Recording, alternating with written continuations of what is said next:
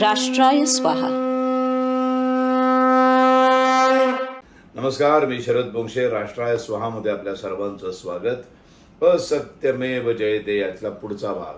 मागच्या भागामध्ये आपण लोकमान्य टिळकांबद्दल बघितलं की जर टिळक थोडे जगले असते अजून तर भारताला स्वातंत्र्य सशस्त्र क्रांतीमुळे मिळालं असतं. म्हणजे सामान्य जनतेला रस्त्यावर उतरवून आणि सशस्त्र क्रांतिकारकांना पाठीशी घालून टिळकांनी स्वातंत्र्य मिळवून दिलं असतं. कदाचित 1920-25 पर्यंत आपल्याला स्वातंत्र्य मिळालं असतं कदाचित, पण ते दुर्दैव आपलं.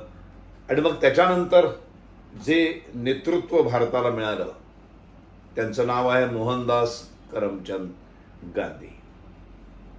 यांनी जे काही ज्या पद्धतीनं हे भारताच्या राष्ट्रीय नेतृत्वाच्या गादीवर बसले आणि त्यांनी जी काही फुटकळ आंदोलनं केली त्या एकाही आंदोलनाला कधीही यश मिळालं नाही.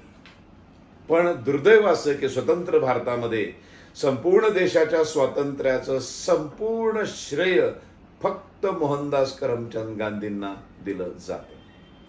मी महात्मा अशासाठी म्हणत नाही की बाबासाहेब आंबेडकरांचं भाषण मी ऐकलंय, तेही म्हणतात मी कधीही महात्मा म्हणणार नाही.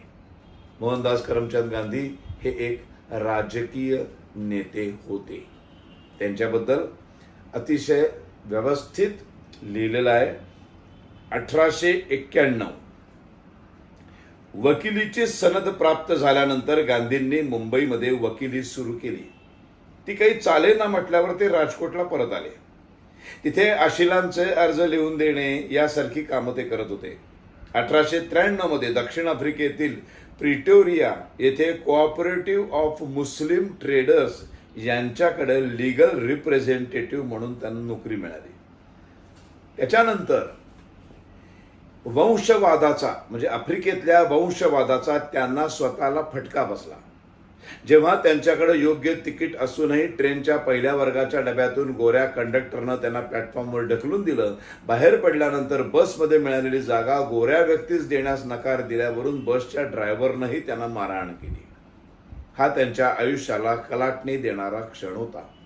1906 मध्ये ट्रान्सवॉलच्या सरकारनं भारतीय आणि चिनी लोकांना ड्रायव्हिंग लायसन्ससाठी बोटांचे ठसे देण्याची सक्ती केली. याविरुद्ध 11 सप्टेंबर रोजी त्यांनी पहिल्या अहिंसक चळवळीचं आयोजन केलं, जिला त्यांनी नाव दिलं सत्याग्रह. आता भारतीयांच्या हक्कांबाबत लढा देत असले तरी स्थानिक काळ्या लोकांबद्दल त्यांची भूमिका वंशवादाचीच होती. सरकारला लिहिलेल्या काही अर्जांमध्ये त्यांनी स्थानिक नागरिकांविषयी अनुद्गार काढलेले आहेत आणि भारतीयांना स्थानिक आफ्रिकन नागरिकांसारखी हीन वागणूक मिळत असल्याचा निषेधही व्यक्त केला. भारतीय नागरिकांच्या हक्कांसाठी केलेल्या सत्याग्रहाचं वलय घेऊनच ते 1915 मध्ये भारतामध्ये परतले आणि गोपाळकृष्ण गोखल्यांच्या निमंत्रणावरून काँग्रेसचे सभासद झाले. गोखलेंना ते गुरुस्थानी मानत असल्यामुळे त्यांच्या सल्ल्यावरून भारतभर प्रवास करून त्यांनी देशाचे प्रश्न समजावून घेतले. याचा त्यांना फार मोठा फायदा झाला असावा, कारण भारतीय माणसाची नाडी त्यांना बरोबर सापडली.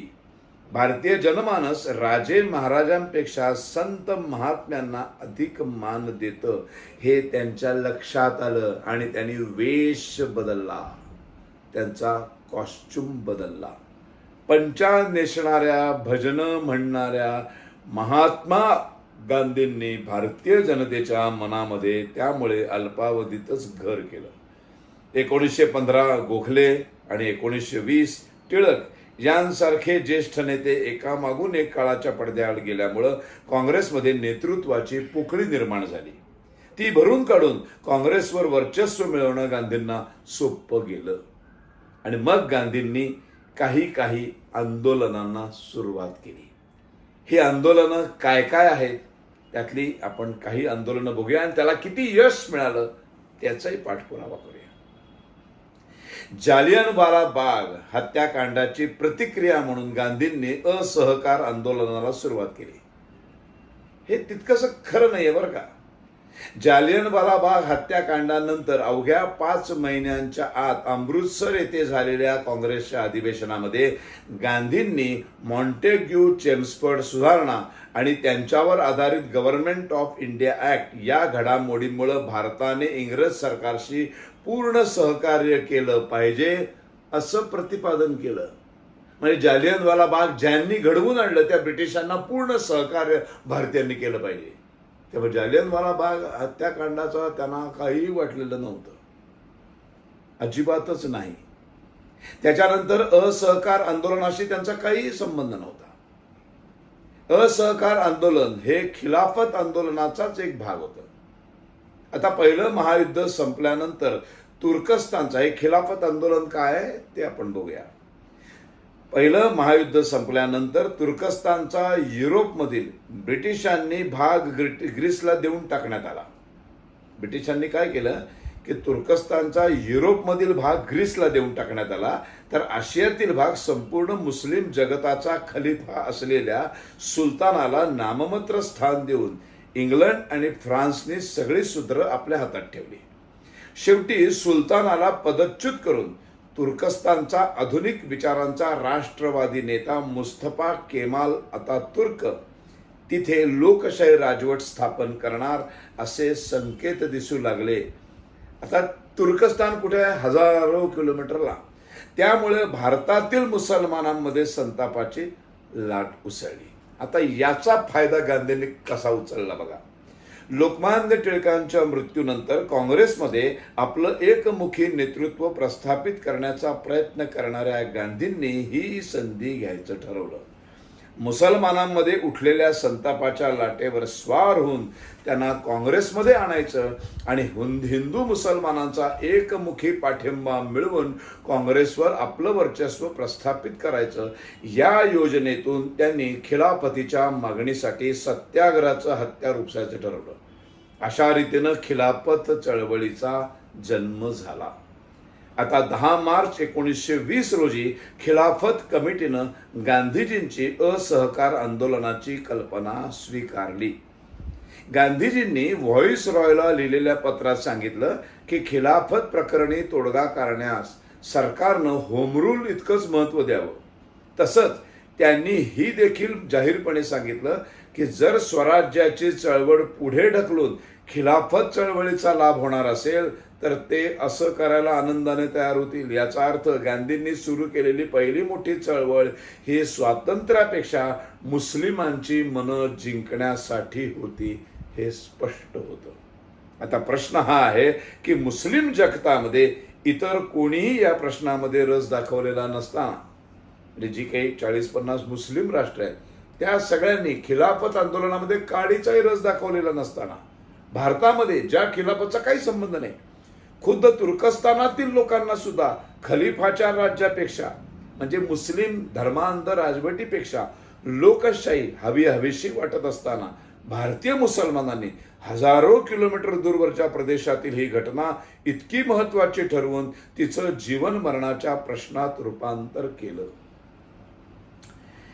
दारुल इस्लाम असलेल्या अफगाणिस्तानमध्ये मुसलमानांनी भारत सोडून निघून जावं आणि स्थलांतरित व्हावं असा एक फतवा मौलाना अब्दुल बारी यांनी काढला. मग 18,000 कुटुंबांनी खरंच आपली घरदारं विकून अफगाणिस्तानला स्थलांतर केलं, ज्यामुळे ते मोठ्या अडचणीमध्ये सापडले. आणि आश्चर्याची गोष्ट म्हणजे या वेडेपणापासून लोकांना परावृत्त करण्याऐवजी गांधीजी काय म्हणाले, मुसलमानांचं स्थलांतर सतत वाढतच आहे.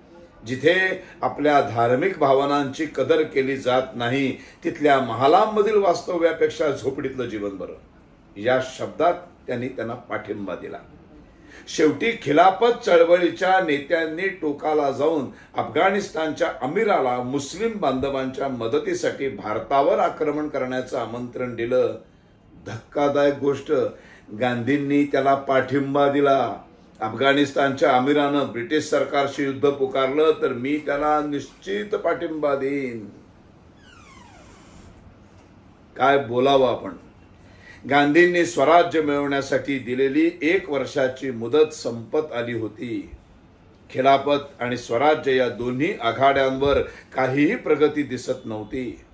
चळवळीमध्ये जीव ओतण्यासाठी गांधींनी 1 फेब्रुवारी 1922 रोजी सुरत जिल्ह्यातील बरडोली येथे सविनय कायदेभंगाची चळवळ सुरू केली आणि अशा अनेक चळवळी त्यांनी पुढे केल्या. छोट्या छोट्या चळवळी. स्वातंत्र्य युद्ध त्यांनी कधीही छेडलं नाही. त्या छोट्या छोट्या चळवळी काय आहेत पुढच्या भागामध्ये बघूया. धन्यवाद. राष्ट्राय स्वाहा.